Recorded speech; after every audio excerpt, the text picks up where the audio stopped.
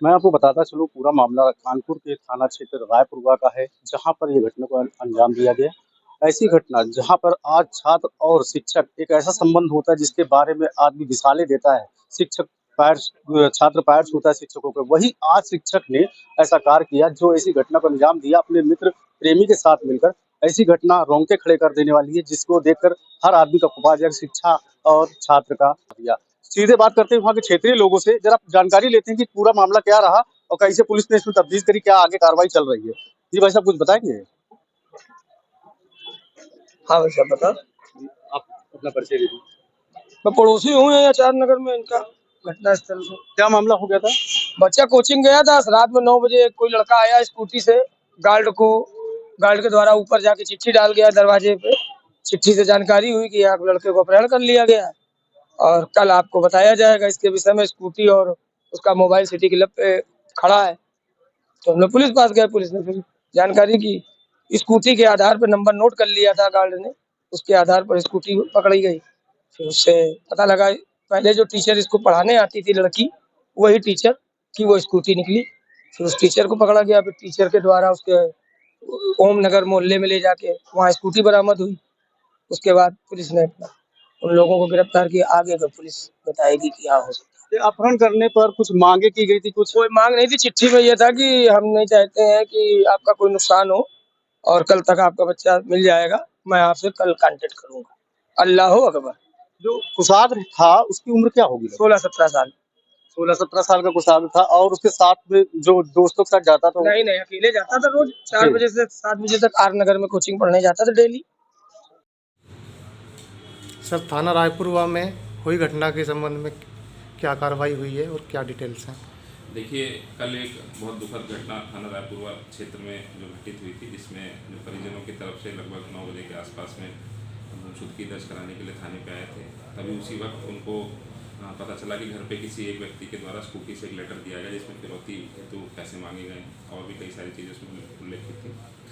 इसमें जैसे ही हमें घटना का संज्ञान हुआ, सभी अधिकारी तत्काल वहाँ पे पहुँचे। कई टीमें बनाई गई और घटना के अनावरण के लिए अलग अलग टीमों को रवाना किया गया और सारे सीसीटीवी और जो भी स्कूटी आई थी उसकी डिटेल्स और निकाली गई। तो उसमें पता चला स्कूटी जो थी जिसका नंबर था UP 78 FD 22204, लेकिन जो व्यक्ति लेके आया था उसको उसने मिस्चीवियसली उसको ई बना दिया था और उसमें धोखा देने की कोशिश करी थी। जब हम लोगों ने और क्या उसके डिटेल निकाली सीसीटीवी की, तो ये सीसीटीवी की और स्कूटी की, तो उसके बाद ये जो व्यक्ति इसके बाद पकड़ा गया, ये मेन आदमी है प्रभात शुक्ला, इसके नाम पे रजिस्टर्ड थी ये। और ये जो मृतक है उसको अपने साथ लगभग 4:30 के आसपास लेके गया था, धोखे से अपने घर पे लेके गया था। घर इसका फजलगंज थाना क्षेत्र में है। वहाँ पे इसने घर के पास में छोटे से कमरे में जाके, चूँकि वो वहाँ पे सीसीटीवी कैमरा भी लगे हुए हैं, उसमें बहुत स्पष्ट दिखाई दे रहा है कि दोनों लोग साथ में जा रहे हैं, अपनी मर्ज़ी से जा रहे हैं। बाद में ये सिर्फ अकेला वहाँ से निकल रहा है लगभग कुछ देरों के बाद में। तो वहाँ पे इसने इस घटना को लगभग 1 से 1.5 घंटे के बीच में 4:30 से अगले 6 बजे के बीच में जो कारित की है। और उसके बाद इसने अपने साथी के साथ मिल के ये जो लेटर ड्राफ्ट किया है उसको घर पे जाके दिया है। तो सबसे इम्पोर्टेंट चीज़ इसमें धोखे के साथ में धोखा दे के ही जो लड़का था 17 साल के, जो उसको लेके गया, उसकी हत्या करी गई है। दूसरा जो लेटर है इसने जो घर पे भेजा, उसका मोटिव जो समझ में आ रहा है वो यही है कि पुलिस को उलझाए रखना और धोखा इसमें ये दूसरा एंगल बनाना, ताकि ये किसी प्रकार से इनको समय मिल जाए और बॉडी को बाद में डिस्पोज कर सके। और भी हम उस लेटर की जो गहनता से पूछताछ करी, तो जो इसकी फियांसे और गर्लफ्रेंड है रचिता, उसने भी बताया कि ये हैंड राइटिंग जो है ये इसी की है, प्रभात शुक्ला की है।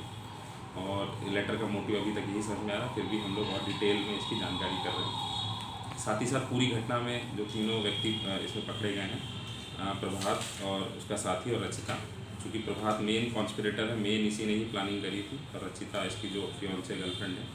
तो इसका जो मोटिव समझ में आ रहा है, इनके आपस में रिलेशन को लेके ही कुछ खटपट या जो भी चीज़ें थी, उसके लिए हम लोगों ने जो मृतक है उसका फ़ोन भी बरामद कर लिया है। उसमें और भी डिटेल्स निकलेंगी, वो भी देखी जा रही हैं। सभी के फ़ोन्स हमारे पास हैं और इस्टेब्लिश करने की कोशिश कर रहे हैं कि क्या इसमें किसी प्रकार से कोई आपस में संबंध को लेके कोई विवाद था और उस वजह से विवाद की वजह से इसने हत्या करी। जो इनिशियल पूछताछ में प्रभात ने बताया कि हाँ, इसमें जो मृतक था वो मतलब संबंधों को लेके उसकी बात आई थी, और इसी के जो इनिशियल मोटिव जो निकल के आ रहा है वो यही है।